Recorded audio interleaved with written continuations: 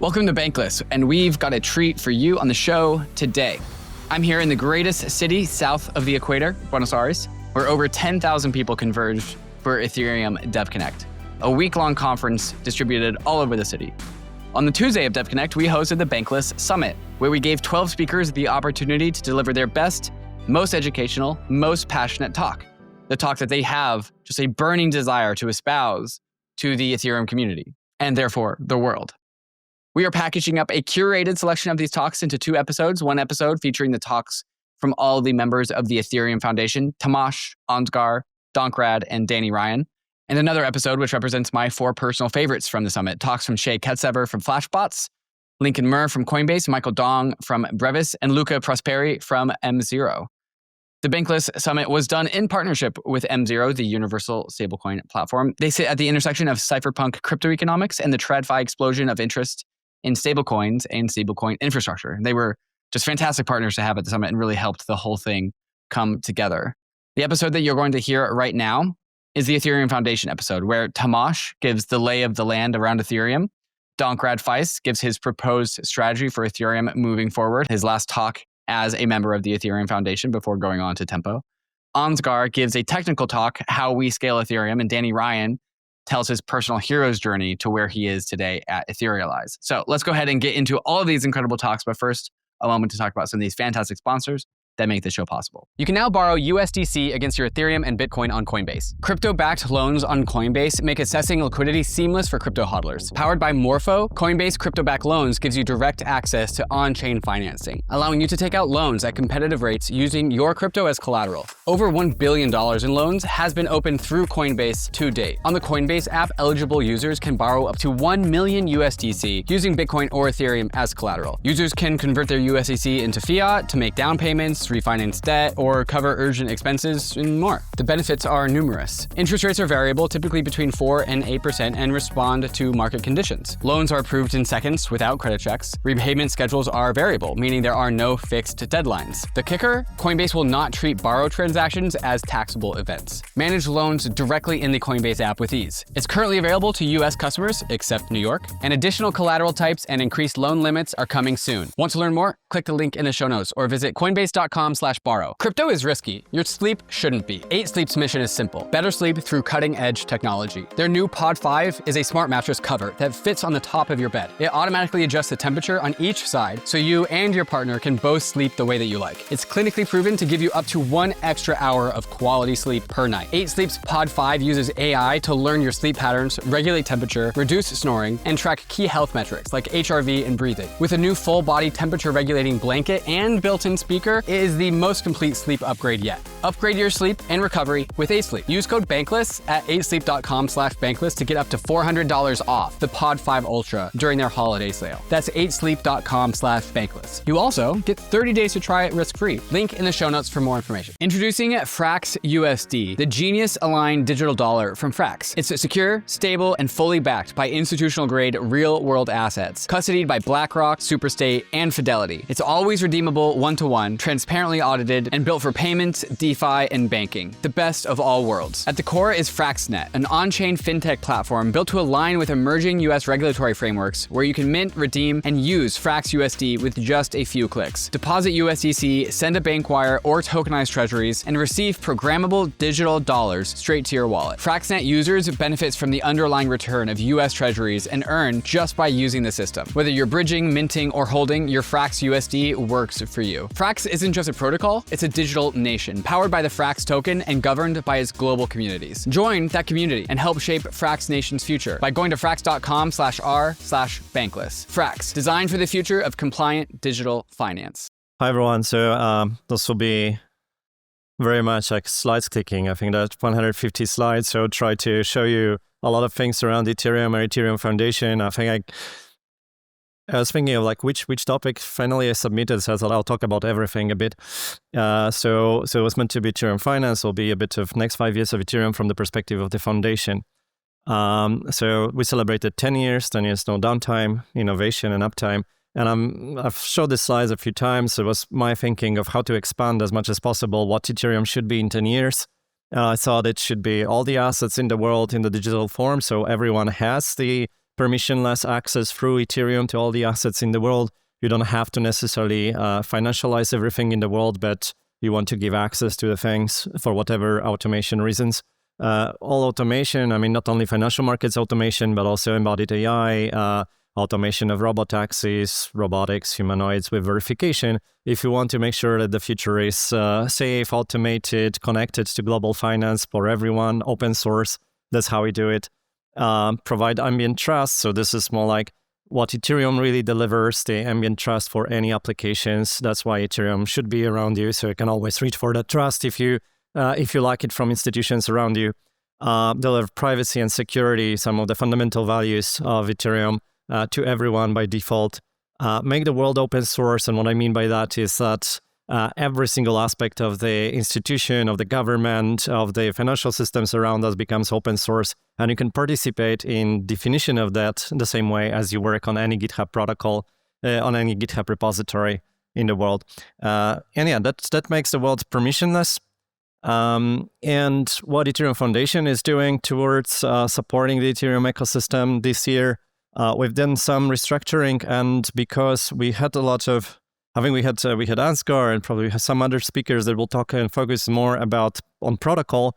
So I'll show you a bit more on eco dev side. That is a bit of a change this year as we focus more on communication and talking to various participants of the ecosystem and outside.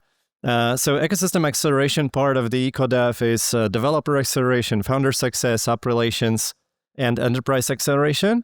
And on the developer acceleration side, if you look at fantastic work from Austin Griffith and his team, and also Binji supporting that effort, you have things like the Biddle Guild. That is one of the reasons why you have such fantastic developer community, because there are some fantastic materials to really go through all the aspects of Ethereum. This is what they do, all the effort they put into educating developers during Devconnect. So every day there are workshops, and you see here prediction markets, zero knowledge proofs, the Farcaster applications, speedrunning Ethereum, stablecoins. So they really talk about all the aspects of DeFi and show people how to build that. And if you go to speedrunethereum.com, then you see the examples that people can go through. And the first challenges are the most basic ones, like tokenization, decentralized staking apps, but they go all the way to teaching people DeFi from the very beginning, over collateralized lending, stablecoins, prediction markets, ZK voting, and so on. And then this week, the developers will have the ability to participate in this Capture the Flag competition. So Austin makes everything super fun to work with for many, many years, working with his team and putting a lot of effort in making sure that Ethereum feels super friendly, welcoming, and fun for the new developers. And it's the type of effort that is contributing to the success in the developer reports. Binji is doing great work now. If you've seen him as a MC during the opening talks the whole day, he did 10 years of almost 10 years, 10 hours of MCing. And he comes to the ecosystem to help Ethereum Foundation with his 40,000 followers, and has this fantastic voice, which is a mixture of focused on builders, humble, a bit emotional, telling the stories, and is the kind of voice that we definitely want to see and show people that something more matters, but also you put your emotions in everything. And developer report, we kind of started trying to own it. We realized that it's very often misrepresented, that we didn't put an effort to represent everything that happens on Ethereum. And we pushed all the repositories that really belong to the Ethereum ecosystem and started preparing reports that combine all the aspects of the Ethereum ecosystem more broadly together. So we want to bring all the L2's developers and Ethereum developers, EVM developers, and represent it the way that we think represents Ethereum best. But this is the actual official website of the developer report, and it does show the Ethereum ecosystem leading. And when we publish reports, it still raised a lot of questions about how we really define the Ethereum ecosystem, EVM, L2, what we really support as the Ethereum Foundation. What is important is that when you look at the data, and it's not only over the last, years ago, we were leading on the developer side, developer community side, but also nowadays, when you see new developers and when you combine all the L2s with many of the developers, they are starting through L2s nowadays, right? And then they understand, oh, by the way, I've kind of learned mainnet anyway, and I'm just building applications on L2s. So then you see the numbers really being top, and also for the new devs. So we wanted to review that claim that Ethereum doesn't really attract new developers anymore. We have the app relations and research team with Jason Chaskin doing amazing work on pushing the conversations with the applications. So when you look at the Devconnect this year, it was really focused on applications much more, which means that it was a bit of whack-a-mole whenever the event was appearing on the main list for us for the events that we were announcing that was very much research or infrastructure focused. Somebody at the EF was saying, why not applications? Can we put applications there? And it happened a few times, and it had a lot of pushback. But those things, they sometimes don't happen just naturally. You have to put a bit of effort to say, let's talk about applications more. And the Ethereum ecosystem tries to focus more on founders and applications and the success of founders and conversations with DeFi, with payment systems, with stablecoins, to show all of you that real-world adoption that Ansgar was also talking about. That's Jason. Just to bring more names and more faces to everyone's attention. Those people put a lot of effort and will be in the future the ones that will lead much of the conversation. More applications focused that I just mentioned on. Application showcases, if you go to La Rural, you probably see lots of apps. Let's see lots of app builders. And when we hear from app builders, I think they start to mention more and more often that, yes, we do have founder support. People started talking to us. People started listening to us. Enterprise acceleration, this is a very new thing for the Ethereum Foundation this year. We started talking to institutions, financial institutions. We went to Wall Street. We talked to Etherealize that itself built much of the Ethereum space for talking to institutions about finance. We created the website institutions.ethereum.org just to talk to institutions the institutions way. And Daniel talked about it a lot recently as well, that he realized that we talk about the same things but with different language. We don't use the words that are very typical for TradFi, like risk, like assets. We say real-world assets. Then we have to explain the things, and then we realize actually we talk about the same things. And then if we talk about it properly, then the traditional finance realized, oh, by the way, you actually solved a lot of problems that we're trying to solve, and we didn't even know it. The atomicity of the blockchain, the decentralization that we're looking for, the no counterparty risk, and so on and so on. It's just different language, but we can sell everything in the blockchain space much better. So we talk that language. We show the quotes from people that are analysts from the institutional finance world. We show the examples of large institutions that are adopting Ethereum. And we don't talk too much about the underlying technology. They always can reach out to us and learn more.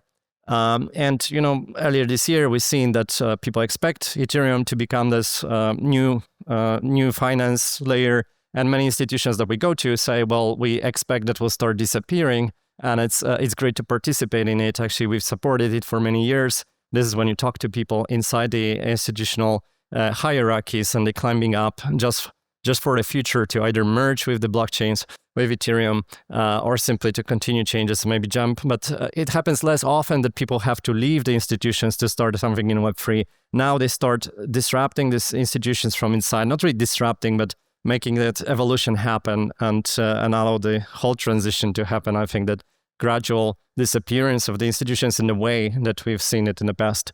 And it's 10 years. And in July, we were celebrating that talking about Ethereum is very strong for the FCC, for the first big announcements of this year. And we just continue since then all the time, wherever we go.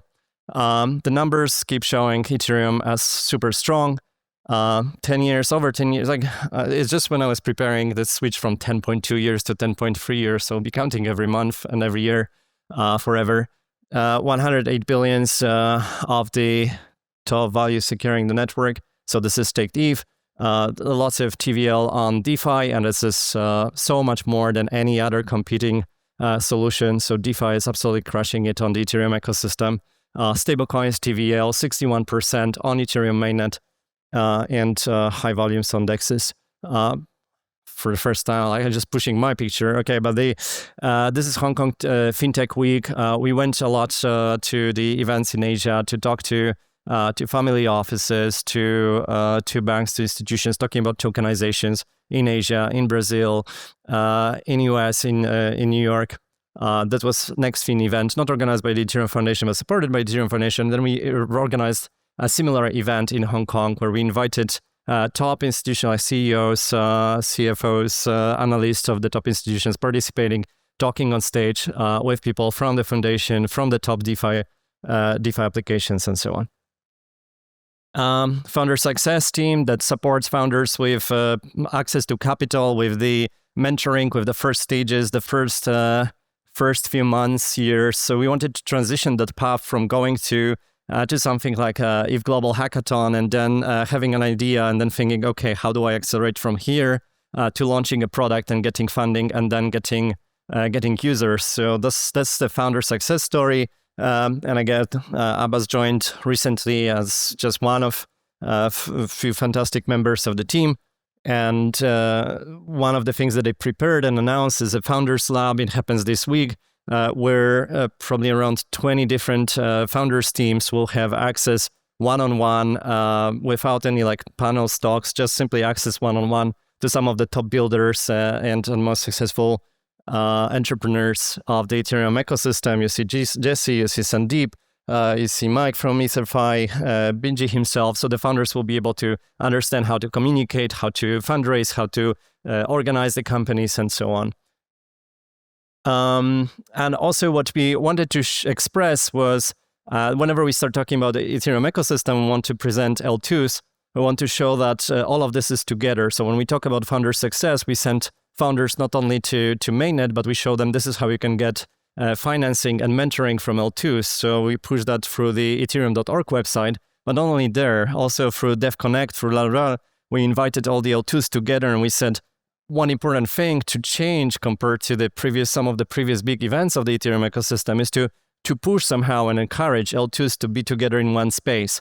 So everyone who comes to the Ethereum ecosystem feels like, oh, right, okay, so this is all part of the one. And we keep talking about all the different L2s and all the possible events to say, look, this is all Ethereum. And it's just the messaging, a communication, and invitation, and being friendly that really increases the feel and the strength of the ecosystem for the newcomers. Because now no longer they think, oh, this is all competing and I have to choose. So Ethereum is actually weak because there is also like Base or Bitrum and Starknet. Now they feel like, oh, this is all Ethereum, so this is such a strong ecosystem. I can just join, or I'll choose later, maybe depending on the situation. Ecosystem support program. So we made some changes to the grants and financing. We push much less on the direct financing and much more on the grants that are supporting through mentoring and from amplification, from visibility. But also, if we talk about financing, we collaborate with the external institutions that fund public goods like Gitcoin or Octant or Allo Capital and so on. And we also create a very clear wish list, and we'll start working on it further to get all the team leads from the Ethereum Foundation to define very specific wishes depending on the goals that we have set for ourselves, that we think it's something that is really missing in the ecosystem. And we'll try to make sure that we never compete with the products that can be commercialized, that you can actually do business. And we force more and more people in the Ethereum system to be entrepreneurial about public goods as well. Ecosystem Unblocking does talk a lot about the outreach to academia. We had events at Shanghai Jiao Tong University, at Duke. We also went to PolyU in Hong Kong. And we look for more and more academic institutions, universities, in Asia, Latin America, but also US. We want to reach out, and for sure, if you have connections to the top universities in Argentina, please always invite, or around the world, invite them to connect with the Ethereum Foundation. We'd like to establish more and more collaborations on bringing the students as developers to the systems, but also as founders, not also bringing researchers that can talk about either policy or the cryptography research. Everything is really much needed, and it's better if this happens in a totally decentralized way. Columbia, big support for the Columbia Ethereum Research Center this year. Policy support teams is something that we've been asked for a long, long time, to work with the regulators and answer questions from regulators about Ethereum. We collaborated in the past with the Decentralization Research Center, but also Connor, who was leading the Decentralized Research Center, came to Foundation recently and will lead the policy support team at the Foundation globally. So we'll support the advocacy group, policy teams, and regulators who reach out to Foundation and ask questions with workshops, with answers, so we can guide them on like what really DeFi means. what really decentralization means. Why do we build things this way? How do you choose between all tools? How do you solve the problems when there are sequencer issues, when there are forks in different scenarios? And then regulators start to feel much more comfortable when they find someone or group of people who are supported to answer all those questions. Ecosystem amplification, this is all like Ethereum.org website, but also next year we'll want to be a bit more visible during ETH Denver to make sure that we to visit some events next year that somehow over the years started being seen as disconnecting from Ethereum Foundation. It's very often was our fault that we started focusing on something that is like entirely the vision of the foundation, and now we kind of reach for more connections, more communication, and we'll be super excited if this is the massively successful event in the US next year.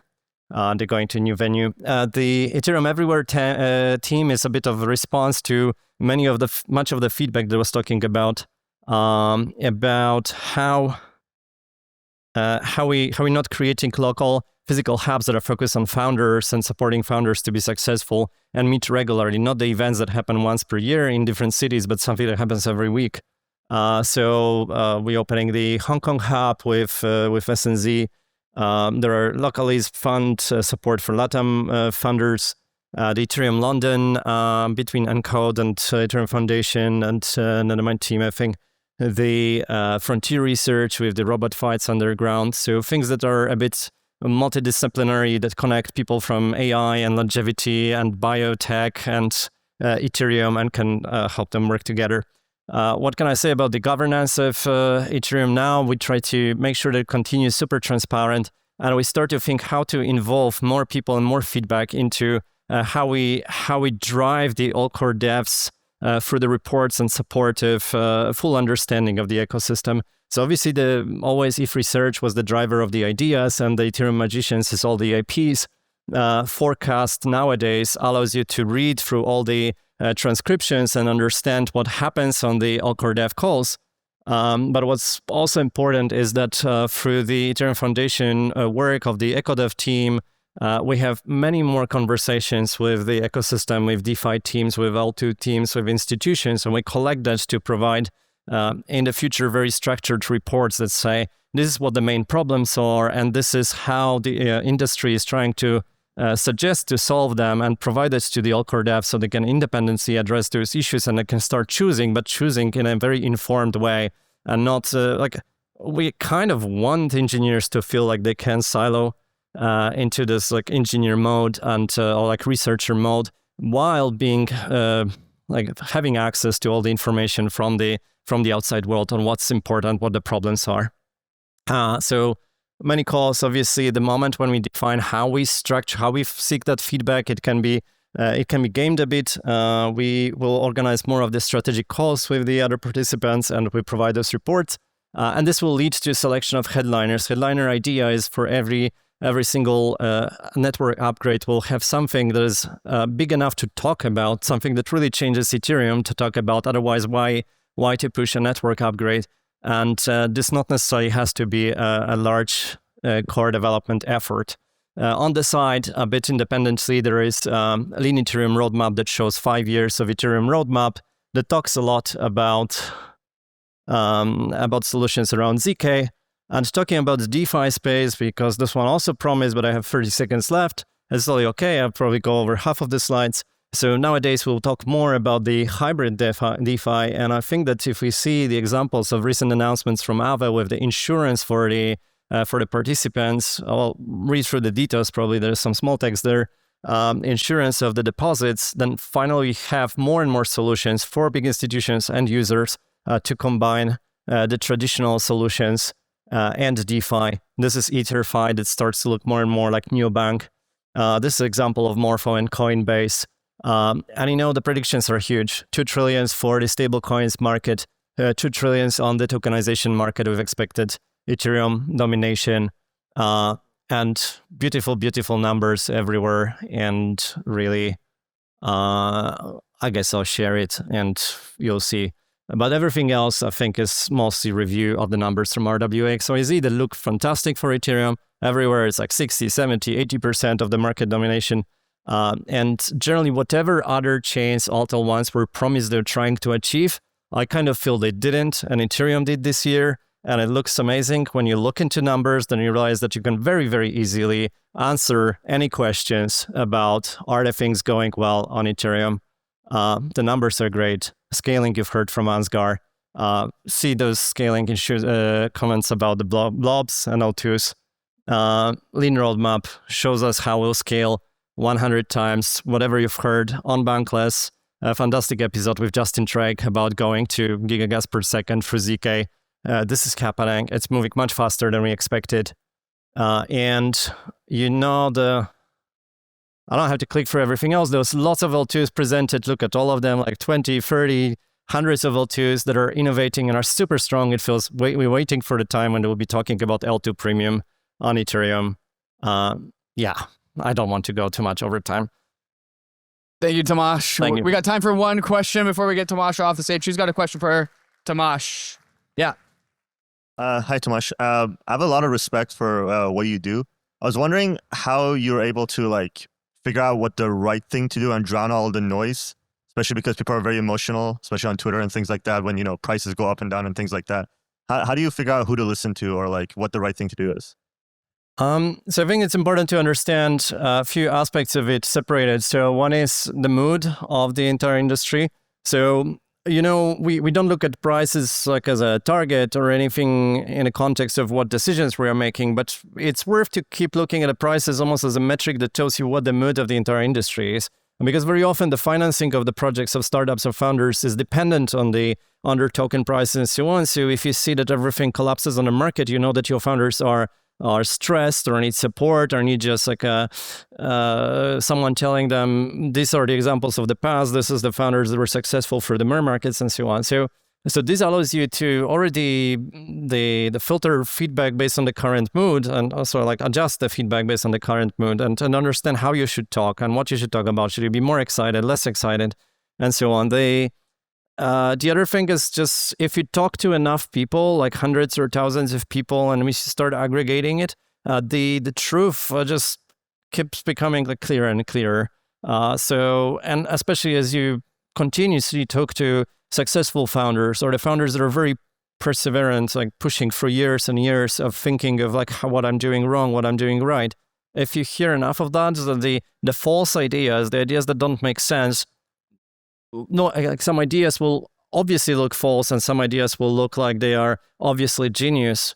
But that's because you have such a big space of something to compare them to. The genius ideas will become very clear to be genius, and the obviously false ones will become even more obvious. So. Thanks, Tomasz. Round of applause for Tomasz.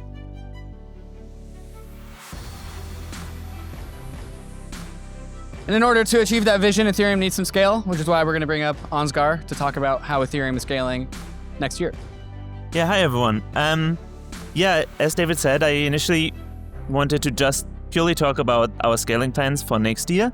And then when I was preparing the talk, I actually realized that there is a bit of a broader theme that is kind of where I think our current approach to scaling and how that has changed over the last year is really emblematic of that. And so I expanded the scope a little bit, and I want to talk about what I would call going from the decade of exploration to real-world Ethereum and how basically scaling is a case study in that sense. But I want to start by briefly taking us to a bit of a painful moment of the last year.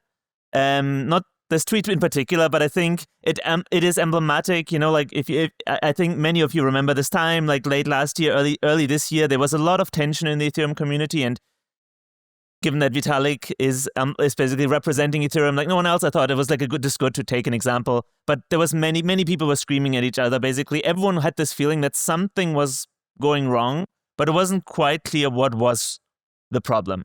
And I basically want to propose one explanation, one narrative of what exactly went wrong, or maybe even just what the challenge in that moment in time was, but how that actually, I think, is overall a positive and hopeful story.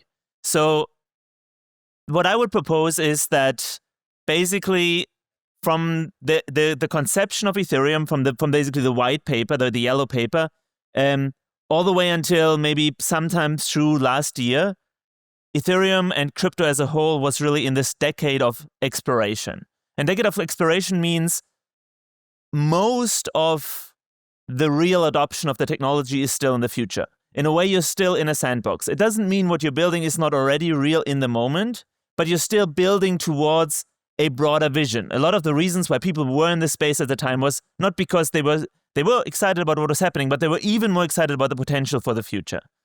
And I think sometime last year, you could really say we flipped, and I would call it a phase change, a phase transition. And in my mind, this is the largest phase transition that crypto has ever gone through and probably will ever go through. And I'll try to explain a little bit what I mean, talking through a few examples, and hope to convince you of that as well. But I really think that going forward, a lot of how we have thought historically about crypto, about Ethereum, needs to be rethought, not necessarily thrown away, but rethought, and basically mapped into this new time.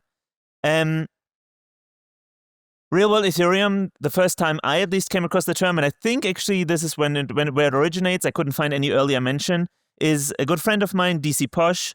He ran a few events called Real World Ethereum starting February of last year, and then also throughout last year, this year a little bit. And the idea was kind of, we had been talking a little bit, and we both had this feeling that somehow Ethereum was still kind of like stuck in this sandbox mode when it felt like the real world was finally coming and knocking at the door. And we both had like some trouble understanding, like, what exactly does it imply? Like, how does that change how we think about the protocol? And I would even maybe go so far, if you compare it to AI, it's maybe a bit more like of a punchy kind of comparison. AI existed pre-ChatGPT, right? And there was a lot of very useful real-world applications of AI, but then there was the ChatGPT moment. And the ChatGPT moment really turned it from an industry where it made sense for you to always live a little bit in the future, plan more for the long term, to something where adoption was happening right now, and people scrambled to build, famously XAI got started in like less than a year. You couldn't do 5-year plans anymore. You had to actually focus on the here and now. And I would argue that crypto actually, in a way, through last year, it was not one single moment so much, but it had this perfect storm of different factors. The maturity of the tech stack, and that's across. That's the chains, that's the wallets, that's all the standards, the on-ramps, like everything in the tech stack basically got to a point where it was good enough and you could start really using it in the real world. Of course, there was the change in the US regulatory environment that I would say is more like it was a removal of this inhibiting factor that really, I think, had quite a chilling effect in crypto until that point. And then I would say stablecoins, not as the first time crypto hit PMF, but I think the first time it had hit real world PMF, right? The very first time, and obviously stablecoins had been around for a while, but it became obvious that there's actually something here for the real world, hopefully only the first of many. I wanted to think a little bit through the implications of like how that changed how we on the L1 side approach things, and maybe the broader what it means for the broader ecosystem. But I wanted to start where I'm basically the most of an expert, which of course is the Ethereum technical roadmap, and then zoom out a little bit towards the end. So what does this mean for the technical roadmap? If you look back in history, I think one of Ethereum's core strengths over the last 10 years has always been that it had the right long-term plans. It was always pointed in the right direction. It always had these very ambitious projects, and it was able to deliver on them, right? It started with proof of stake, the beacon chain, then the merge. People always these days forget that those were two separate things, right? Like the proof of stake was a huge effort, and then separately bringing the existing chain into the proof of stake system was also a huge effort. The roll-up centric roadmap, multi-year project, and more recent ones, ZKVM got started already as part of the roll-up centric roadmap, but now we're talking about real-time ZKVM, which is an entirely new level, and it's a huge ambition, but we are making very good progress towards that. And then most recently, an example, Lean Ethereum. And I would argue that 5 years ago, this was all that mattered in a sense, from the L1 perspective, not from the application layer, but from the L1 perspective. What mattered was, are you pointed in the right direction? Do you have the right long-term ambition? And do you have the technical capabilities to execute on those ambitions? And I think the answer was uniquely yes for Ethereum, and that's why Ethereum did outcompete a lot of the competitors back in the day, right? I think because that was Ethereum's unique strength. But I think in the age of real-world Ethereum, only ever living 5 years in the future, is no longer good enough. And I want to take as a specific example, I said the talk would be about Ethereum L1 scaling. So, you remember these roadmap diagrams by Vitalik, right? Like really, really amazing, in-depth. But I would want you to notice two aspects of that. This is from 2022. Aspect one, breadth first, right? Like there is no like 1, 2, 3 priorities on this list. There's like 50 different topics that all happen in parallel, right? It was always this approach of like, we don't yet know. It was basically exploring the technical roadmap of where a smart contract blockchain could go in this like wild exploratory mode. Like, let's see exactly like what of these things basically work, which ones don't work, and so on. And then, so breadth first, one observation. Other observation, I'm not sure, you can probably not read it, but this little box here has on the left snarks for L1 EVM, and then on the right, increase L1 gas limit. So the point was, the L1 gas limit increase was basically like meant as this end point of this multi-year journey, right? Like there's no other box on this diagram that says increase L1 gas limit. It was the very end point. And I think that really like is emblematic for the mindset of the time, which I mean, I agreed with. Like I really think for 2022, that was the right approach to blockchains. I don't think it's the right approach for 2025. And I actually think Vitalik and everyone by now, I think we all have made that adjustment in our minds. And so, yeah, basically, as I said, right, like long-term plans, breadth first, and then importantly, real-world Ethereum does not mean throw away the 5-year plan, because I still believe, and maybe some people have lost conviction, that I still very strongly believe that that is Ethereum's unique strength. I think Ethereum is uniquely good at basically drowning out the noise and understanding exactly where do we have to go long-term. But it is no longer good enough. It is no longer good enough, and the 12-month plans also really, really, really matter. So what does that mean? Like I said I wanted to take L1 scaling as a case study. So what has happened over the last 12 months? Well, one thing that happened is this is from April. We had this the changes at the Ethereum Foundation. We had Tomasz and Xiaowei come in and in their kind of welcome blog post, they were talking about next 12 months. Here are 3 priorities, right? And you notice different in both of these dimensions. It's the plan for the next 12 months, not the next 5 years, and it's 3 priorities, not 50. And I think that was a really, really important adjustment. Doesn't mean work on everything else stopped, right? It was just saying like, hey, we need to start to also have specific short-term priorities, and then. Just like a month later, we also specifically took all the teams in the Ethereum Foundation, all the technical teams, and restructured them a little bit to specifically say, hey, these 3 priorities, they're directly driving our attention and our resource allocation, right? Like it really was like a change in how the Ethereum Foundation operated, and I think it was a very important change to align with the needs of this kind of this real world Ethereum moment.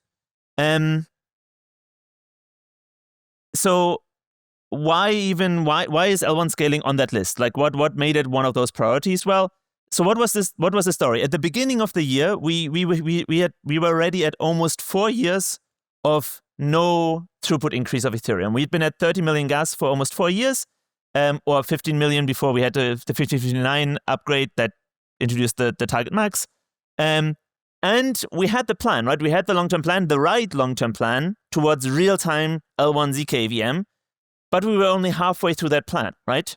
And the lesson was, this is no longer good enough. We have to act now. So what to do? What happened, right? So first of all, I think actually this is one of those moments where, again, that's why I think over the last year and then beginning of this year, there was so much tension, because I really feel like everyone was feeling this change, but it was having a hard time putting the finger on it. And so I think a lot of there's a lot of credit, as many times in Ethereum's history, to the community again. And I mean, Eric had a bit of a crash out afterwards, but like still, I really think like huge credit to him, to everyone here. This was a push that came from the community first, right? To say, hey, look, we need to push the gas limit. We had like this, there was this pump the gas effort that said, look, we need to do something now. So that technically already started March of last year, as I said, right? Like these conversations all happened like throughout last year. And then January, there was a renewed push of like saying, look, it's time. And indeed, I think early February of this year, we went more for not symbolic, but like it was a 20% bump, 30 to 36 million, but it was basically the signal of like, hey, we really need to scale, right? And so that's why then also the Ethereum Foundation, like people on the protocol side, the core devs broadly, not just the EF, came together and were like, look, this really needs to be short-term priority.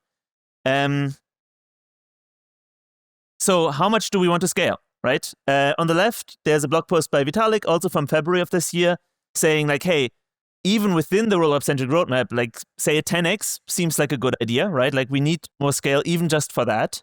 And then we had Dankrad, you've heard him just now, like scale is really good. Scale is good for DeFi, scale is good for many, many things. Had this proposal, let's 100x over 4 years.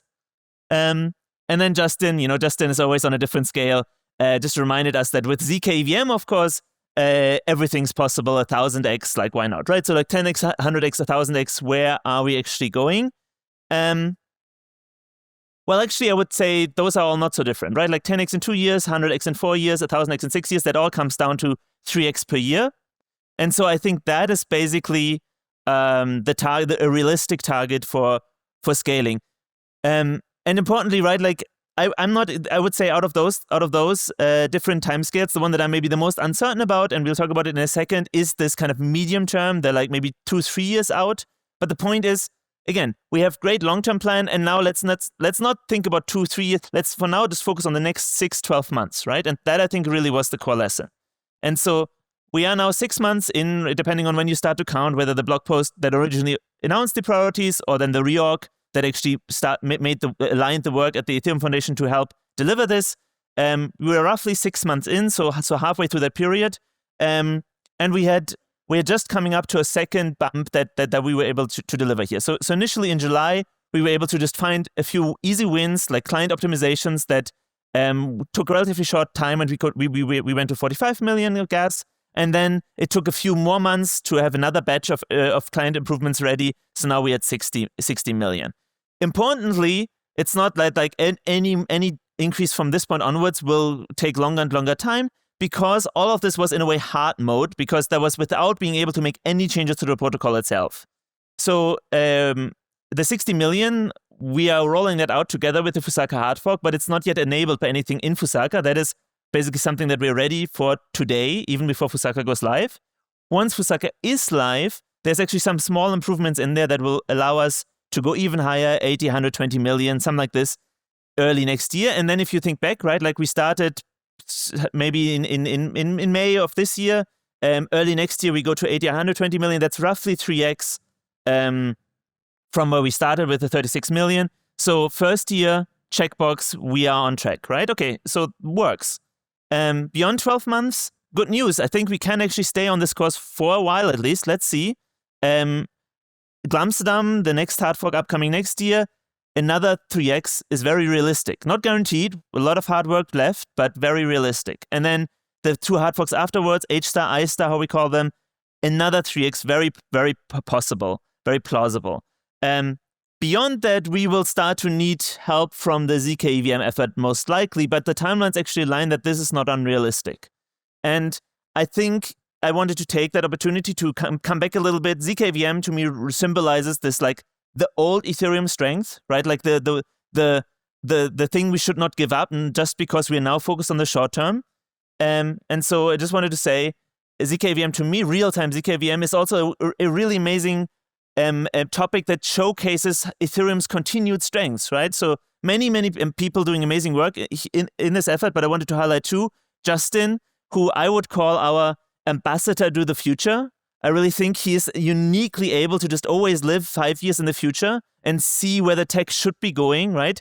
And basically like help us bring it from the future into the present. And I think he's been doing an absolutely fantastic job of that in the past and is continuing to do that. And ZKVM, Lean Ethereum, amazing.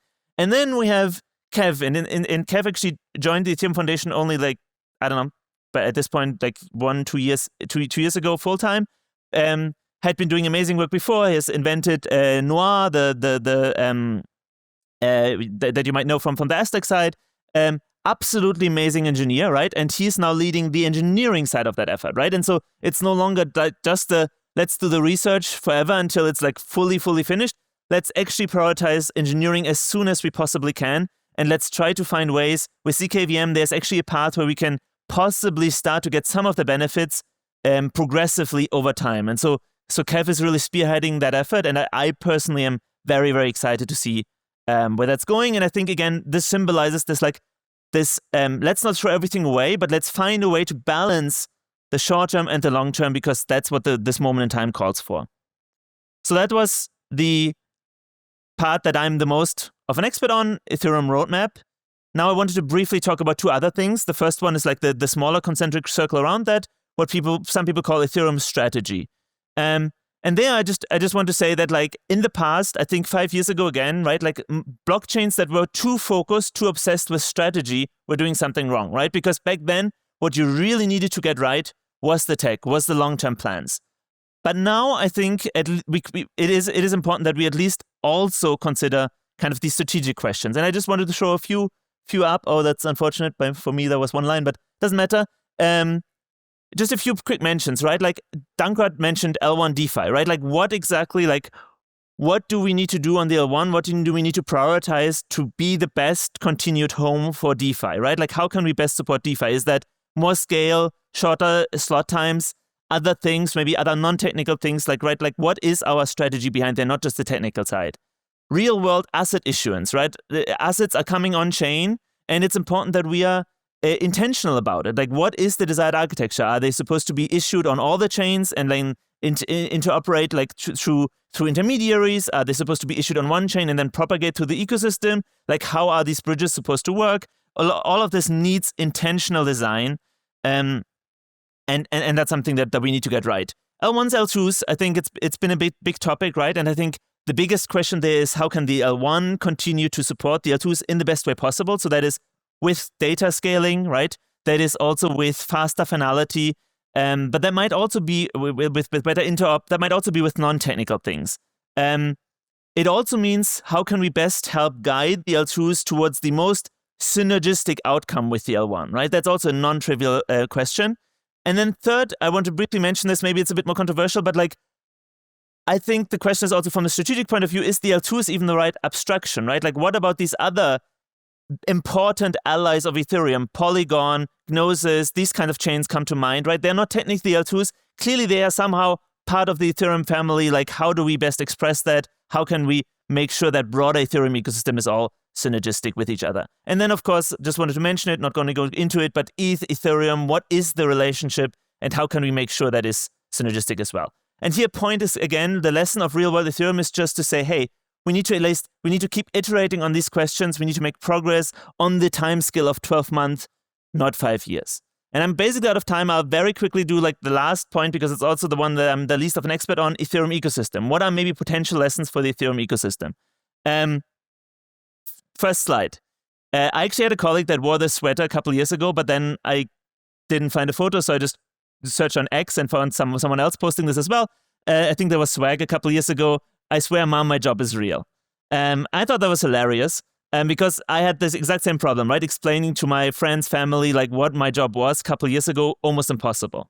And I would say real-world Ethereum means that needs to flip now. Like, if you are still struggling a lot explaining why what you're doing makes sense, that should at least be a warning sign. And I'll pick on like a few examples because they're good friends, the projects, but like, you know, if you do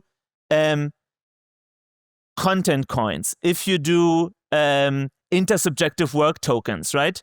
These can make sense. I'm not saying this does not make sense, but at least the fact that might be hard to explain to your mom should now be a warning sign. We have real-world traction.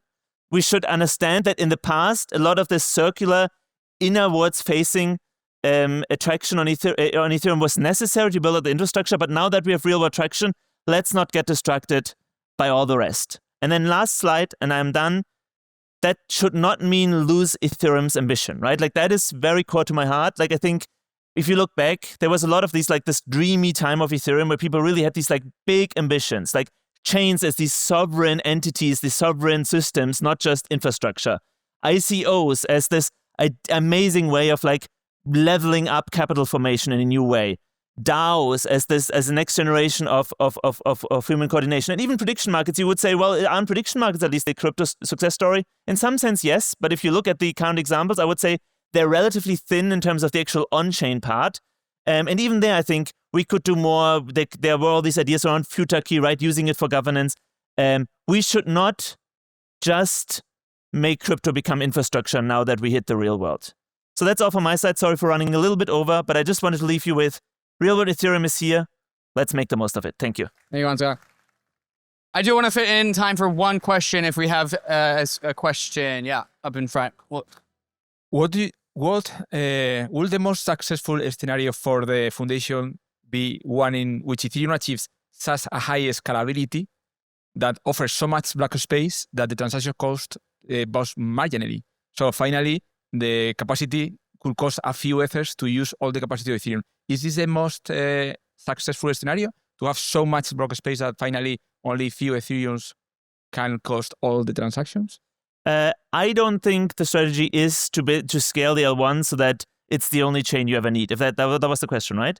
I think even with amazing magical technology, ZKVM and whatnot, I think once the world comes on chain, the demand for block space is huge. And so I think there will always be the need for the longer tail of general purpose compute that doesn't happen on the L1 directly. I think the L1 will always be for more valuable use cases. And then second, and that's in a way even more important, we are seeing a lot of interest and demand of special purpose execution environments, special purpose L2s for institutions, for applications that want to control more finely the specific properties of the execution system. And so I think for those two reasons, I think the future for L2s is very, very exciting and continues to be very exciting.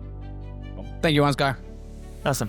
Ethereum's Layer 2 universe is exploding with choices. But if you're looking for the best place to park and move your tokens, make your next stop Unichain. First, liquidity. Unichain hosts the most liquid Uniswap v4 deployment on any Layer 2, giving you deeper pools for flagship pairs like ETH USDC. More liquidity means better prices, less slippage, and smoother swaps, exactly what traders crave. The numbers back it up. Unichain leads all Layer 2s in total value locked for Uniswap v4. And it's not just deep, it's fast and fully transparent, purpose-built to be the home base for DeFi and cross-chain liquidity. When it comes to costs, Unichain is a no-brainer. Transaction fees come in about 95% cheaper than Ethereum mainnet, slashing the price of creating or accessing liquidity. Want to stay in the loop on Unichain? Visit unichain.org or follow @Unichain on X for all the updates. Imagine a world where traditional finance meets the power of blockchain seamlessly. That's what Mantle is pioneering with blockchain for banking, a revolutionary new category at the intersection of TradFi and Web3. At the heart is UR, the world's first money app built fully on-chain. It gives you a Swiss IBAN account, blending fiat currencies like the euro, the Swiss franc, the United States dollar, or the renminbi with crypto, all in one place. Enjoy real-world usability and blockchain's trust and programmability. Transactions post directly to the blockchain, compatible with TradFi rails, and packed with integrated DeFi features. UR transforms Mantle Network into the ultimate platform for on-chain financial services, unifying payments, trading, and assets like the MI4, the METH protocol, and Functions FBTC. Backed by developer grants, ecosystem incentives, and top distribution through the UR app, reward stations, and Bybit launch pool. For MNT holders, every economic activity in UR drives value back to you, embodying the entire stack and future growth of this super app ecosystem. Follow Mantle on X @Mantle_official for the latest updates on blockchain for banking. That's x.com/Mantle_official.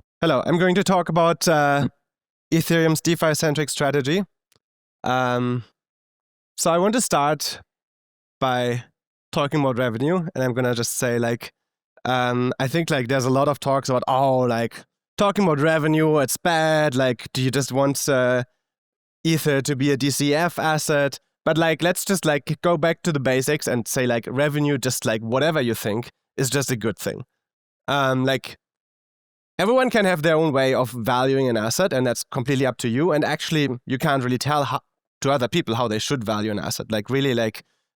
Everyone will have their own model, and I guess you can try to convince them to use a different models, but there's no guarantee of success. And in all those cases, having revenue improves the quality of the asset. So if you see an asset as a productive asset by itself, like an equity, for example, then it's the fundamental basis of the value. But even if you think about an asset as a mimetic store of value, then the number of coins decreases. Well, that's good for the store of value, right? And of course, there are all kinds of things in between, right? You don't have to even a single person or entity doesn't have to make a choice between one of these two. They can also say well, it's it has some productive asset qualities, but it has a premium due to its liquidity and how other people value it. So yeah, like this is kind of the basic assumption of this talk, that we just want to have some revenue because it makes it better. And yeah, then we can think about like what is good revenue, right? And so what we want is that the revenue should be sustainable. So like we want to think about things that aren't necessarily forever, because that's really hard. Like, I mean, basically no business, like if you just leave it forever alone, can like just last forever. But like we want to think about years and decade scales. And we do want it to be from positive sum activity. Like at least me, I mean, I would feel bad if it's not that. So like we want to create value, not destroy value. So we don't want to create a revenue strategy based on meme coins. But I think it makes sense like to create a revenue strategy based on real world application. Like, and the question is like, what if the world's borrowing and lending happened on chain? I think that's like the most natural fit for Ethereum. So let's talk about revenue from DeFi. So this is Ethereum's revenue in US dollars in the last few years. And it's maybe not like, doesn't look like the most bullish curve, but it's still a very serious amount of revenue. And we'll come like in a bit, like why I think it's actually much better than it looks. So we still had 2.5 billion in revenue in 2024. That is like a very significant amount. Like to all the people who say, oh, like we'll never be able to raise serious revenue to like justify our valuation. I think that's insane. I think like on that metric, Ethereum has been one of the most successful projects in all of crypto. And actually the pricing power of Ethereum, I believe, is much, much higher than that.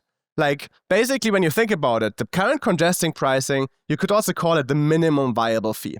It's like the minimum fee that you raise just to like make the market for block space on Ethereum efficient. But it's not in any way like an attempt to figure out what the actual pricing power is. Like it's like almost certain that if we just set some minimum fee on Ethereum, like say every transaction costs X, then like it would be much, much more than that. And then overall, DeFi is the most proven source of fees in crypto. There's a good reason for that. Like DeFi is first a very high value activity, and it leads to lots of contention. Basically, it's like DeFi creates states that you can only access by interacting with that particular chain, and you want to do it on a short time horizon. So that's why potential fees are high. Ethereum has historically been the most successful like at capturing that, and Ethereum still has very high DeFi TVL. And even like in terms of new protocols, like there are new protocols like Fluid that still launch on Ethereum L1. So as like, why would you even want to give up on that? Like it's kind of like an amazing thing. Like in the past, we haven't really like from the L1 development side done that much about it, but like it seems like we should. Like it's very natural. And then we could ask like, well, we had a different strategy, like about providing data availability for rollups. So could the DA revenue replace this? So that's the original like rollup-centric roadmap. Like the applications will live on rollups. The rollups will pay fees to Ethereum via data availability. And so if we look at the revenue from blobs, it's also significant, but it's way, way lower. Like we're talking about maybe 1 to 2 million per month. And so that's like Ethereum revenue from blobs. For comparison, we can like look at Celestia. They had like a very big spike initially. I don't know where that comes from, if that's real. But anyway, like it's like basically orders of magnitude less overall, despite having much more data. And so what we can say is like Ethereum has a huge premium on selling data availability compared to other DA chains. Like it's like pretty big, 100 to 1000x easily. But there's a problem, which is that on an absolute level, at least, we do have to keep the DA pricing low, because otherwise rollups will switch to alt DA. So So like basically like you think, oh, like it's a huge premium, so it should be an amazing source of revenue because Ethereum is so good at it, but it's just like very low on an absolute level. And I think like all the analysis that me and others have done on this is that this likely remains the case just because it is like, yeah, like data availability is relatively easy to replace. If you like try to charge a lot for it, then rollups can find a different way of getting their data availability. And basically, since they can provide almost the same UX to user, or pretty much the same UX, like there's no strong reason not to do that other than like some people shouting on Twitter. Okay, so what is the DeFi-centric strategy? So I see it like this. Like we want to build an Ethereum L1 with a lot of, most of, maybe all of the DeFi liquidity. And then other chains, L2s, and also L1s, because like they can all do this via, for example, intent interop, can access that liquidity. So like Ethereum kind of becomes the DeFi hub for all of crypto, essentially. And maybe even like more, like maybe I think like basically the big goal should be like L1 is the world's liquidity layer. We want to bring RWAs on chain, because like together with DeFi, they can provide a valuable service to the world, even for those who are not interested in crypto assets. So like DeFi without any real world assets has kind of this problem. So you can now borrow things, but like it doesn't help you if you're not also interested in holding the assets that you can borrow against. So we need to bring the real world assets on chain in order to give everyone in the world an actual like DeFi experience that they would want to use. And third, we should build interoperability that's focused on providing liquidity to other chains by using the L1's DeFi ecosystem. And so the cool thing is like it provides a very natural monetization. So in this way, L1 will provide services for everyone. And I mean, a lot of people have been questioning, oh, like, did we erase Ethereum's network effects by starting the rollup-centric roadmap? Well, with this strategy, we actually benefit from all of crypto's network effects. Like each new crypto user will be a new potential Ethereum DeFi user. And so basically L2 value accrual will become all of crypto value accrual. And it also uses Ethereum's existing strength. Like Ethereum is still leading in DeFi TVL and DeFi protocols, so it is a very natural fit for where Ethereum is now. All we have to do is like actually prioritize it and start working on it. So what does it mean? Basically, we have to start fighting. Like I think in the past it happened very naturally, like because Ethereum was the only game in town. And now the world is very different. Like there are a lot of other projects that also want to fight for the same. So Ethereum will have to start that to embrace that fight and embrace DeFi as the main application that's going to live on Ethereum L1. So what does that mean? We need to scale. We need to like think about block times and finality. So we need to lower latency. We need to think a lot about our MEV pipeline. I don't think like the way it works right now is ideal. I think like it's very like I'm very interested in like things like multiple concurrent proposers. Basically anything that makes people think like this is actually a fair layer where everyone can get their transactions in a short amount of time. And we need to think about interop. And I think we should like focus on how do we build the interop to like maximize this utility of Ethereum as a liquidity layer. We need to bring RWAs on chain, so we need to think about them. So the important thing is they need to be bearer assets because otherwise they can't be usable in DeFi. That's how, for example, stablecoins work at the moment. Like if you hold some stablecoin, then you're kind of assumed to be the actual owner of that asset, which is like not how it works in traditional finance, where the asset is coupled to your identity. And we need to have liquidity on these reward assets. And at some point in the future, like in order to actually raise the revenue, we'll probably have to add some minimum pricing. It's probably not right now that we should like maximize the revenue, although I think it's like worthwhile thinking about some kind of minimum price. And yeah, so this is kind of like the summary of this. Like the broke way is like L2s don't accrue value to ETH. That was kind of like the big worry last year. And I think like if we properly implement the strategy, then we'll get to a world where all chains accrue value to ETH. All right. Big round of applause for Dankrad. Thank you. Who's got a question? We got some time for questions. That was a very fast hand.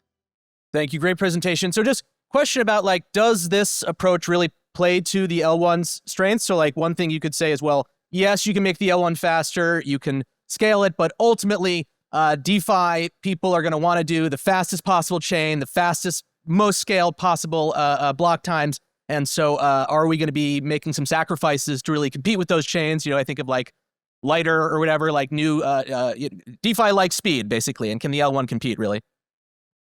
I mean, I would say it's both. I think, yes, like you have to make sacrifices. Like the world is full of trade-offs, and there are some here, and I think like there will be some trade-offs.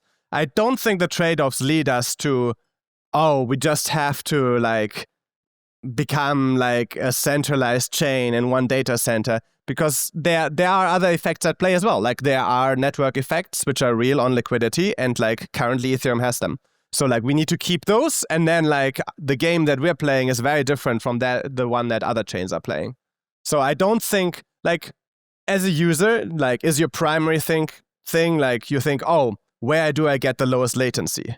No, like you want to do what you want to do. Like I want to exchange this asset, or I want to borrow, or whatever. And that is not equivalent to having the lowest latencies or the highest scale. Like those like are factors that add into the amount of liquidity you get, and so on. But like ultimately, it's the question like where do you get the liquidity for the action that you want to do? Further questions. Here we go. Hi, thanks for the presentation. Could you help me understand, like landing down, what do you mean exactly by liquidity? Do you mean like, for example, there will be some AMM liquidity on L2s, and then arbors will, gradually arb against the mainnet. The same thing for lending protocols. Like just exactly, considering current DeFi, how would you explain this with existing protocols? Yeah, I mean, I think like it's basically, in other words, what we want is to maximize the DeFi liquidity on L1. So like in terms of market makers, we want the ones with the most liquidity to be on L1. Like in terms of lending protocols, the same thing. And I think like basically the experience so far seems to be that they naturally want to be together. Like this is all like one big ecosystem that wants to sit on one composable layer because that makes it more efficient. Like, yeah. Further questions. One more. You said, why would you give up on it? Said your presentation, right? So how is moving to Tempo not giving up? That will be one question. And is revenue good not an EF culture? The thing that you started with the presentation was an EF what? An EF culture. Sorry. Culture. Yes. Right. Well, first, like, I mean, I'm moving to Tempo for something very different, and like I think that this is the strategy that I believe would be best for Ethereum. I've tried for about half a year. I think I've converted some people. I think there's still a lot of work to be done. I am currently seeing a lot more opportunities and working on real world things at Tempo. I'm not going to say that can't change in the future, but I think at the moment, there's a lot of work to be done on Ethereum. And I don't think like this is currently deep in EF culture. There are very few people who think about this. There are maybe like a few more than there were in the past, but it's like a small percentage.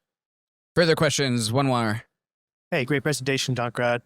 I substantially agree with this presentation. And when you look at the factors you describe around the L1 serving as the hub and spokes, and the deferral of significant fees until later in Ethereum's growth, either from block space saturation or maybe the imposition of a minimum fee, to what extent do you see this overall vision representing a pivot from where Ethereum has just been gradually headed in the past few years? Is this a pivot? Because to me, it kind of sounds like this is what's been happening all along, gradually. So you make it kind of sound like this is a radical agenda, but is this not just where things have been headed? Well, I mean, that's great if it is where things have been headed. Where what I see is that there are a lot of people who don't want to make the trade-offs. I do think like basically like what is different to like a few years ago is like what I said before. Like maybe 5 years ago, Ethereum was the only game in town. So like everything happened naturally on Ethereum. And so Ethereum still has these very strong moats around liquidity and so on. So there's a lot happening. But I do think that if we don't keep improving the chain at a higher rate than it was in the past, then I don't think that will stick around forever. Like I think like eventually Ethereum would lose that mode. Cool. And that's where I currently see the problem. Yeah. One last round of applause for Dankrad. Thank you so much, Dankrad. Everyone, welcome Danny Ryan to the stage. Danny, come on up. Hello. I actually was at the main venue and thought that was where I was supposed to be, so I had to quickly come over here. And on my way, the cab driver asked me about XRP, which is very exciting. I said I didn't know too much about it. He said BlackRock's been buying it every day. So, not investment advice. David asked me to speak. I'm a bit oversubscribed this week, so I said, okay, I'm not making slides. He said, okay. And I said to myself, what can I talk about that doesn't require making slides? And I was like, oh, I'll talk about myself. I know a lot about that. So I'm just gonna tell you about what I've been doing for the past 8 years, I think. I'll actually start before then. I graduated from college. I did do that. Computer science. I went to New Orleans, and my goal in life was to not get a job. So I was like, I'll do some like consulting here and there. I got somebody to pay me a reasonable rate, hourly rate. And I realized, I did the math, and I was like, okay, if I work 1 hour a day, I think I'm good. But actually during that time, I started working with a bunch of small businesses. I helped them like solve business problems. Like honestly, people in Louisiana had never heard of automation before. So helped them like realize that they probably don't need those 3 people. We can totally get rid of that job. You shouldn't be doing manual reporting. Sorry, this is even before AI. But sometime in 2016, a friend of mine sent me an article, and it was a New York Times article, and it was for the DAO. Some of y'all probably familiar with the DAO. And I had used Bitcoin in 2013. Unclear probably what I was using for in 2013. Who knows what people use Bitcoin for in 2013. But it hadn't really clicked, the aha moment. But I read this article and I was like, oh shit, this is crazy. And I had that moment. I mean, probably most of you had that moment where you're like, oh, Ethereum, oh, crypto, oh, programmable blockchains, decentralized consensus. This is crazy. This is something new. And I got obsessed. And I sent my first mainnet transaction. I remember sitting on the couch with a friend. I turned to him and said, this is not going to end well. It was to the DAO. It did not end well. But a crash course in blockchains and consensus and like social, like what is consensus? Consensus is just the social rules and whatever. And I think probably at the time, I don't even know if I knew what a hard fork was, but I think I was probably pro DAO hard fork because I lost a bunch of money. But it was systemic, right? And it was very exciting. And I learned a ton. And by the end of 2016 is the only thing I could think about. Like I didn't want to do anything else. I just the mechanisms and the incentives and the money and the things you can build. And so January 1st, 2017, I got rid of all my clients. Sorry guys, small business owners in Louisiana. And I said, I'll give myself a year to make this my work. Had no idea what that really meant. So I was like, okay, I'm going to go to the New Orleans Ethereum meetup. And I went online and looked for it and it didn't exist. So I'm like, okay, I'm going to make this my work. I'll make the New Orleans Ethereum meetup. Cool. I'm doing something now. I used a lot of open source software. I was an open source software believer. I'd never contributed before. I was like, okay, I'm going to contribute. So I went online, some nice Python repos, and I was like, okay, I can write some Python. And like made things a little bit better, did a little stuff. I would read docs, fix typos, do random stuff. Just tried to like, I don't know, make the world a little bit better. Every time I opened and tried to learn something, like, contribute a little bit here and there. And I found that the doors were wide open, like comically wide open. I heard proof of stake was coming. I was like, I don't know what the fuck that is. Read a little bit about it, and I was like, that doesn't make any sense. But I was like, if they're doing it, I should like learn about it. Maybe I could like make a staking company, or I don't know, get involved in some way. And there was an open Casper Casper research call, and they would just like drop a link in a public chat. And I was like, well, I'm going to go to that. And so it's like Vitalik and Vlad Zamfir and some like wizard that started our chain, and like it showed up with a briefcase full of cash at one point and bought it was a strange time. But I went to this call and I was like, oh, I had nothing to say or contribute. But they'd be like, oh, we were reading this blog post, and I'd be the guy that would like go find the blog post real quick and drop it in the chat. It's like, hey, I did something. And now everyone knows can see the link. And I spent that year just like trying to do stuff. And I heard Casper was coming. I heard proof of stake was coming. It was coming right at the beginning of the next year. So I was like, oh, I'll read about it. I'll like go look at the code. And there was a bunch of Solidity code. That's when Casper proof of stake was implemented in Solidity. And I was like, there are no tests. This isn't good, right? So I wrote some tests. I made the world a little bit better. And I fixed, refactored some code, cleaned up some stuff, made some stuff a little bit more efficient. And by the end of 2017, someone reached out to me from the EF and was like, hey, do you want a job? And I was like, I'm going to Japan for 3 months, so I don't know. And they said, how about 10 hours? I said, perfect. So I'm in this era where I have an incredible amount of optimism for the technology, an incredible amount of optimism for this Ethereum thing, this decentralized consensus. This is going to change the world. A little secret about myself: I'm a bit of a Luddite. I work on. I never really said what I work on. You're going to hear what I work on. I work on technology, but I'm a bit of a skeptic. I'm a bit of a pessimist. Obviously, technology does incredible things for humanity, but also the trajectory of technology is kind of terrifying. The like control in these megacorps. These megacorps maybe are going to become bigger than the government. Like, what's going on here? I have a slot machine in my pocket. Like, the world's smartest people are trying to figure out how to get me to open this thing over and over and over. It's kind of, I don't know. It doesn't sit well with me. And so when I learned about Ethereum and during this time, I realized we can't turn the technological progress and machine off.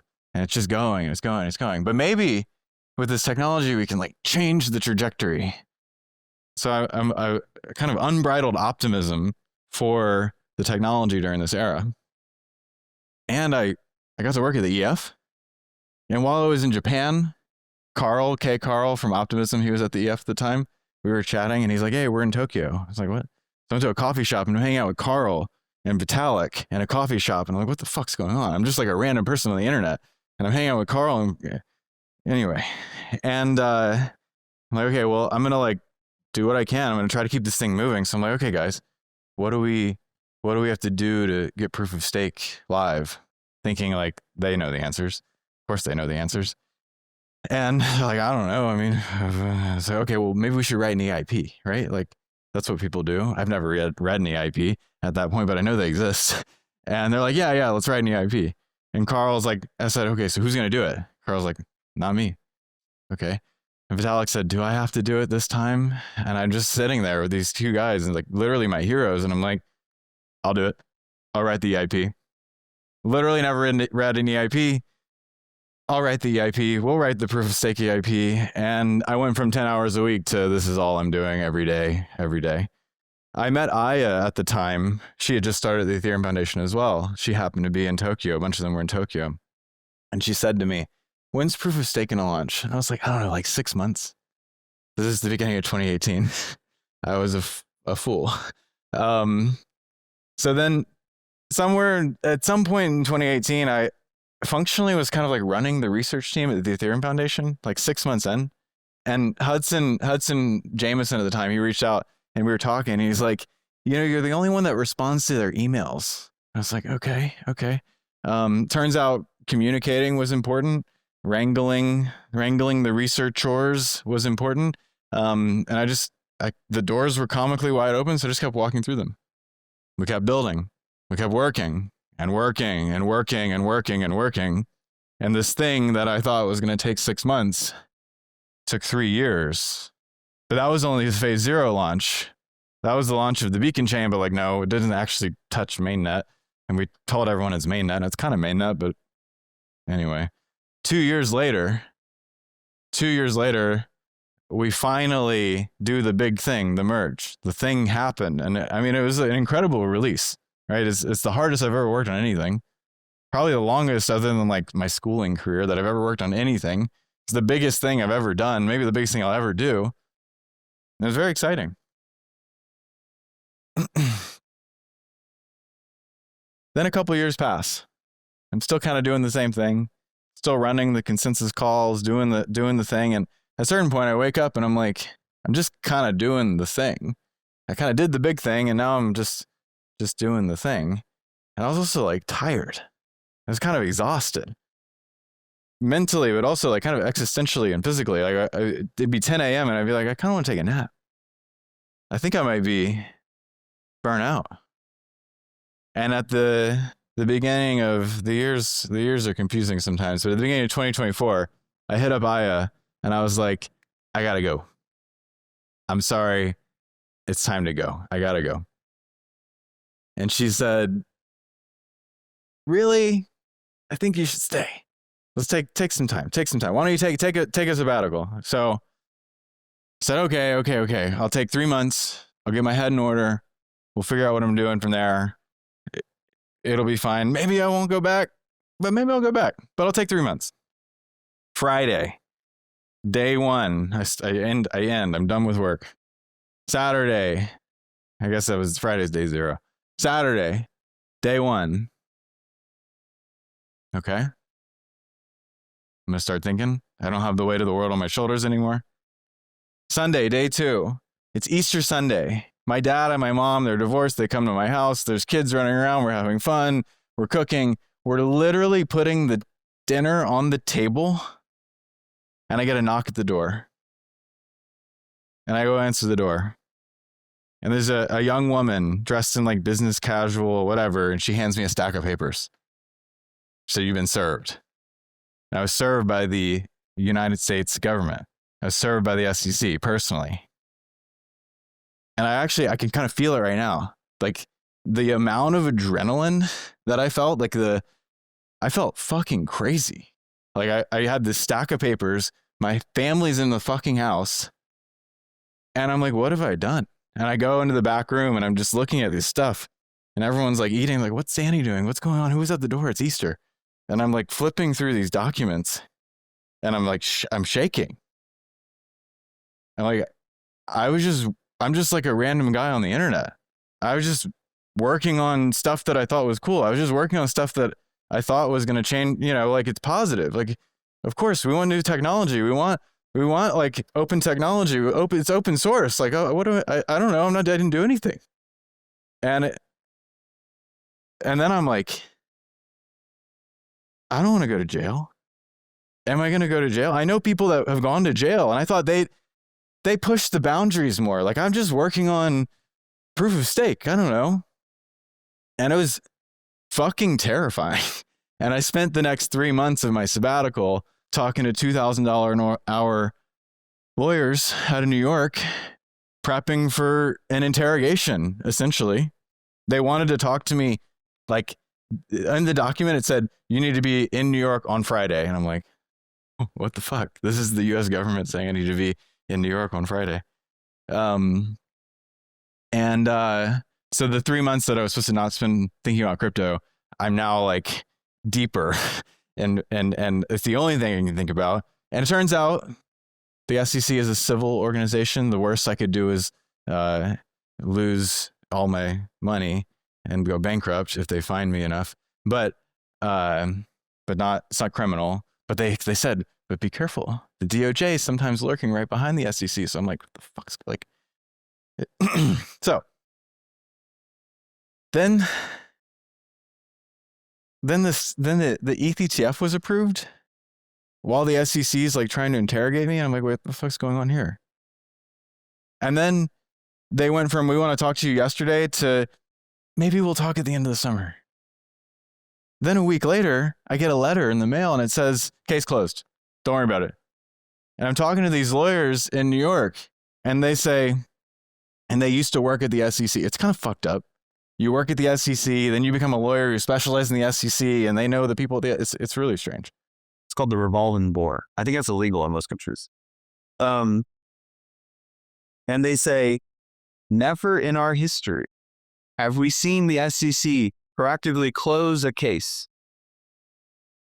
The best you get is that they just kind of stop talking to you. And the longer they stop talking to you, the more you go, I guess I'm okay. But they actually sent a letter and they closed it. Because it was politics. Because it was some political mandate to destroy crypto. I guess because crypto might actually change the world. I guess because it is actually kind of powerful. I guess because it is actually a game-changing technology. So now I'm going back to the app after my 3-month sabbatical. And I'm still kind of exhausted. Still not feeling great. My head's not in the game. And I say, I gotta go. I'm out. And so I did. I wrapped up and I left. And then I still felt terrible. And I was like, damn, burnout's a real horror. Kind of messes you up. And then I was like, do I sleep well? And I put on this watch. And it's like, no, you don't sleep well at all. Turns out it's a like debilitating sleep problem. Patched that up. Felt great. I so literally the next day I was like, I felt like I was on drugs. I got some sleep problem maybe for decades. And so that was wild. Now I'm like recontextualizing the past many years and I'm like, that was really hard. I was kind of tired the whole time. I wonder if it would have been different if I wasn't so tired. Maybe I would have done a better job. Maybe I would have cared for longer. Who knows? But I'm out. Then Trump wins. That was kind of thought it was going to happen, but it's kind of unexpected. Then Trump launches a meme coin 2 days before he's inaugurated. And I'm like fucking whiplash. Like, what the fuck? Like, literally 5 months ago, I got served by the SEC, by the federal government. And now what world do I live in? And I mean, I was like, oh, I'm done. I'm done with crypto. We're definitely done. Not doing that anymore. This is fucked. I don't want to be involved with this. And I wasn't in the app and I wasn't working on anything. And I was like, okay. Maybe I've been threatening to go into the woods for like, since I started working in crypto, I was saying it's time to go in the woods. And I was talking to a friend and he's like, yo, I hear this like, maybe there's some problems with the app. Like, what can we do to make it better? And I'm like, I don't work with the app. Not the app. Not the app anymore. And we're talking. And he's like, yo, actually, it's clear that maybe they should have someone else on the app. And like, you should. I'm like, no, I'm not doing that. And he planted the seed. And like a week later, I'm like, shit, maybe I should be there. So I get up Vitalik and I was like, maybe I should run that, yeah. And we're kind of talking for a while, back and forth. Blue slips, sink shooks, the elite, got on the internet. It's kind of a fucking disaster. I don't know if you paid attention during that time. People were like, it was bad. And it was like, I mean, it's very negative. I don't like to be involved in negative stuff. Quite frankly, I worked very closely together for many years. I have high trust and appreciated great things during that time. And it kind of accelerated and put the nail in the coffin on like, yeah, I'm not going to that. I'm not big. And I linked up with did it at the time. Again, I still kind of feel like I'm on drugs. Like, started sleeping, and I guess I could work on something harder then. Got linked up with Vivek, and Vivek comes from TradFi. He has like boundless energy. Sometimes I'm like, are you on? But he's super optimistic. He's willing to talk to everyone in the world. And I was like, oh, that's like really good, like complementary energy. The regulatory stuff, you know, it's fucking wild, but like there's a lot of opportunity right now. We could maybe like actually onboard the world. Let's do it. Took on something hard to work on. Took on something exciting to work on. And I find myself at this time, I think I'm still optimistic. I think I'm certainly less naive. I don't have the unbridled optimism anymore. You know, the tool is a tool. The tool is a game-changing technology. The tool is fundamentally new and exciting, and we can do things with it. But it's not, I don't think it's inherently good. I think it's inherently bad. I think it's ultimately how we choose to wield it. And at this point, I'm going to wield it. You know, I understand it. I understand things that I want to happen, and I'm going to make it happen. And I'm going to work on it. I found something exciting to work on. I found something, I think, impactful to work on.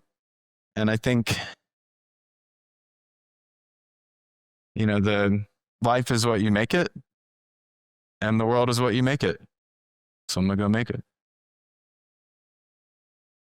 Thanks, Danny. Danny, you have time for a question? Who's got a question for Danny? No questions for Danny? Oh, we got one question for Danny. Usual suspect. So what makes you optimistic today? I am optimistic that if I work really hard, I might be able to make certain financial systems more efficient. I'm really optimistic that if I work really hard, I might be able to expand access to certain financial systems and assets that are currently gated. And if I work really hard, hopefully, maybe we can reduce the kind of crazy centralizing nature of technology. But I don't know. I mean, I'm definitely much more in the, I'm going to work really hard on something rather than like, this thing's just going to make everything better. Round of applause for Danny.